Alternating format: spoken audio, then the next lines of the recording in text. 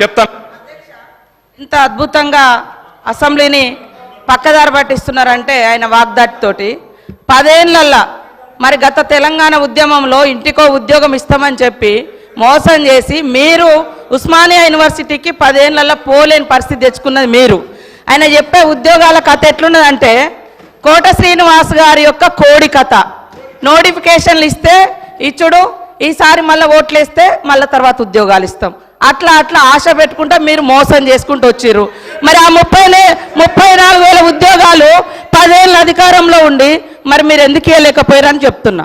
ఎందుకు ఇవ్వలేదు?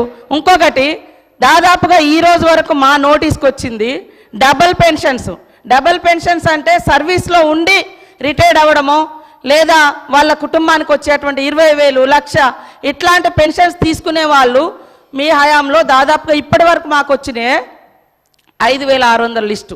లక్ష్మమ్మ గారు కూడా 24,000 పెన్షన్ తీసుకుంటుంది సార్. సరే, లోకల్ అధికారులు రికవరీ చేసినట్టుంది, అది మా నోటీస్కి రాలేదు. ఆమె 24,000 పెన్షన్ తీసుకుంటుంది, ఇటు 2,000 పెన్షన్ కూడా తీసుకుంటుంది. ఇంకొకటి, వారు చెప్పారు ఉద్యోగులకు 2 పెన్షన్లు ఇస్తామని చెప్పారని. ఎస్, మీ ప్రభుత్వంలో రాగానే ఆశా వర్కర్లు కావచ్చు, అంగన్వాడీలు కావచ్చు, బస్ డ్రైవర్ల తల్లిదండ్రులు కావచ్చు, వాళ్ళ పెన్షన్ కూడా తీసేసారు. కానీ మీ నాయకుల కుటుంబాలు, వాళ్ళ తమ్ములు అన్నలు వాళ్ళు తీసుకున్నారు కార్పొరేషన్ల పేరు మీద, వాళ్ళ కుటుంబంలో పెన్షన్ తీసుకున్నారు ఉద్యోగం వస్తుందని.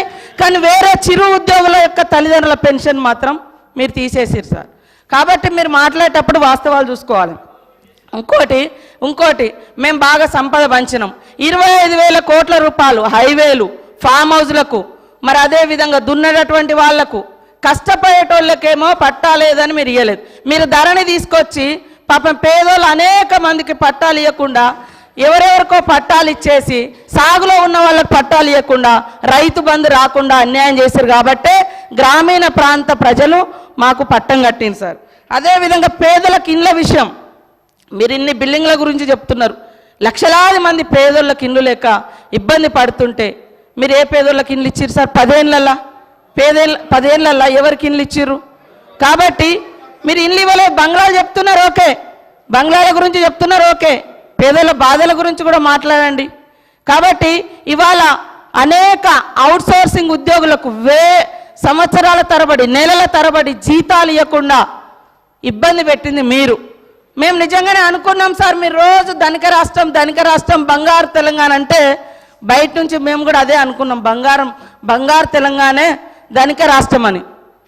ఇవాళ మీరు ధనిక రాష్ట్రం ఇచ్చిపోతే మేమే మొత్తం అప్పులు చేసి ఇచ్చిన వాగ్దానాలు అమలు చేయనట్టుగా, మరి మీరెందుకు అమలు చేయలేదు? మేము 6 గ్యారంటీలు ఇస్తే మేము 500 గ్యాస్ సిలిండర్ అంటే మీరు 400కే ఇస్తామన్నారు. మేము 15,000 అంటే రైతు భరోసా, రైతు బంధు మీరు 16,000 అన్నారు. మరి అన్ని ఎన్నికల ముందు మీరు కూడా మేనిఫెస్టోలో పెట్టిరు. 10 ఏళ్ళ అధికారంలో ఉండి చేయలేదు, కానీ ఎలక్షన్ మేనిఫెస్టోలో మాత్రం పెట్టుకున్నారు. అంటే మీరు మోసం చేద్దామని కదా, మీకు వ్యవస్థ తెలిసి కూడా మేము బయట నుంచి మా ప్రభుత్వం ఆశతోటి నిజంగా ప్రజలకు బాగా చేయాలని మా ప్రభుత్వం ఇవన్నీ పెట్టినాం.